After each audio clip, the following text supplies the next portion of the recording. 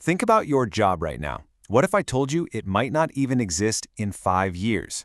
It's a scary thought, right? Well, in this explainer, we're going to break down the massive forces that are completely reshaping the workplace and, most importantly, what you can do to get ahead of it all.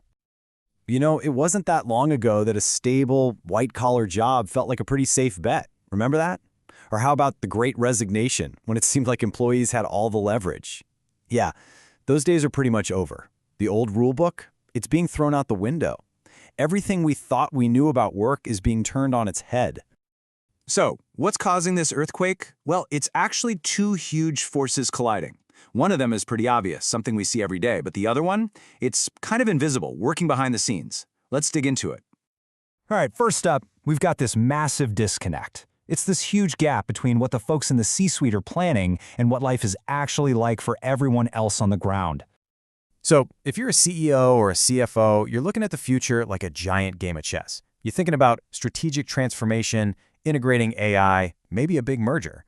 But for the employees, those same strategic moves feel less like chess and more like a tornado ripping through the office. All they see is disruption, consolidation, and a ton of uncertainty about their future. And right in the eye of that storm is the one thing changing everything. You guessed it, we're talking about AI. And let's be clear, this isn't just another shiny new tool. It is the engine driving this entire new era of work. But it's a total double-edged sword. It's creating incredible opportunities, sure, but it's also causing some serious division.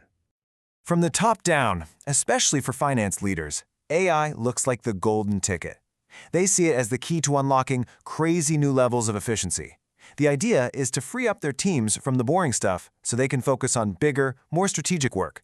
And believe me, the buy-in from leadership is absolutely massive. And when I say massive, I mean it. Just look at this number. A whopping 87% of CFOs are saying AI is going to be extremely or very important for their finance departments by 2026. That's almost everyone. So this isn't some passing fad. We're talking about a complete overhaul of how things are done. Okay, so the leaders are all in, pedal to the metal on AI. But what does that actually feel like for the teams who have to use this stuff every single day? Well, here's your answer, and it reveals a huge disconnect. Almost 3/4, 72% of workers feel like they're being pressured to use AI, but without any of the training they actually need. This isn't just a small problem. It's creating a major skills gap, a real digital divide right inside the company.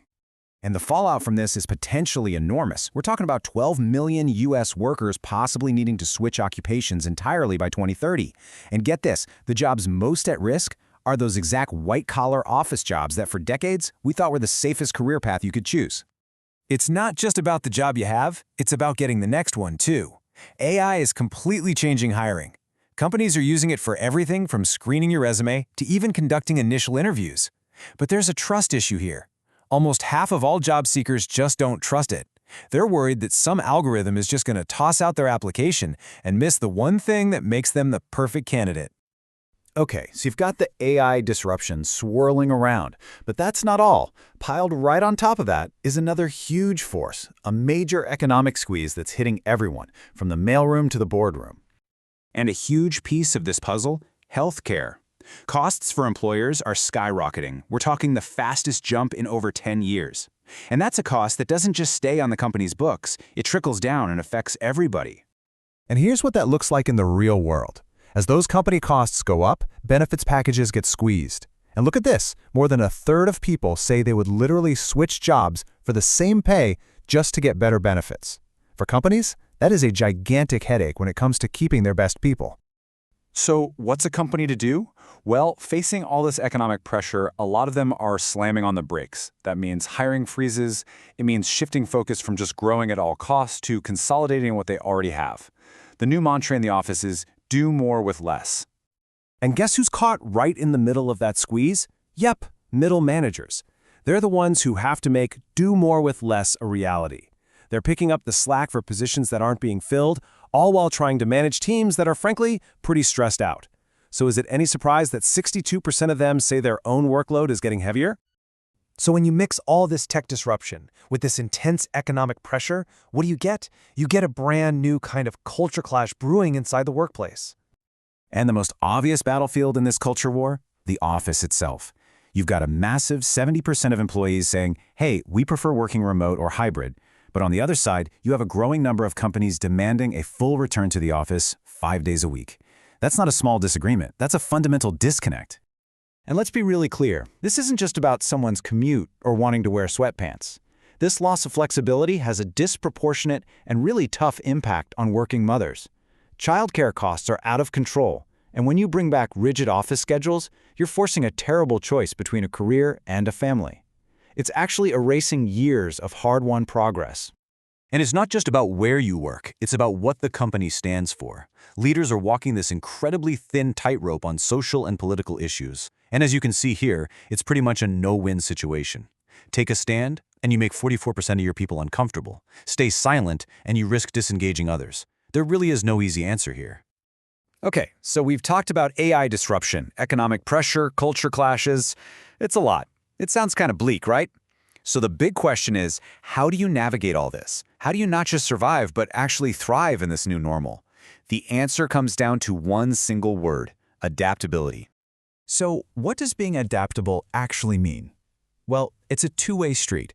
For companies, it's not enough to just throw AI tools at your employees. You have to actually invest in training them. It means being open and transparent about where the company is headed and building real trust. And for us, as employees, it means we have to become continuous learners. We've got to be willing to adapt to new tools and, you guessed it, stay flexible. When you boil it all down, success in the 2026 workplace is going to be measured differently. The old model of growth at all costs is fading. The new game is all about balance, balancing incredible new technology with a resilient culture that genuinely supports and values its people. So let's end with this thought. As AI copilots and automation start handling more and more of the technical, repetitive tasks, what's left for us humans? Well, it turns out our most human skills are becoming our most valuable assets. Things like creativity, critical thinking, empathy. These are the things AI can't replicate. So the question I'll leave you with is this. In this new world, which one of those human skills will you make your superpower?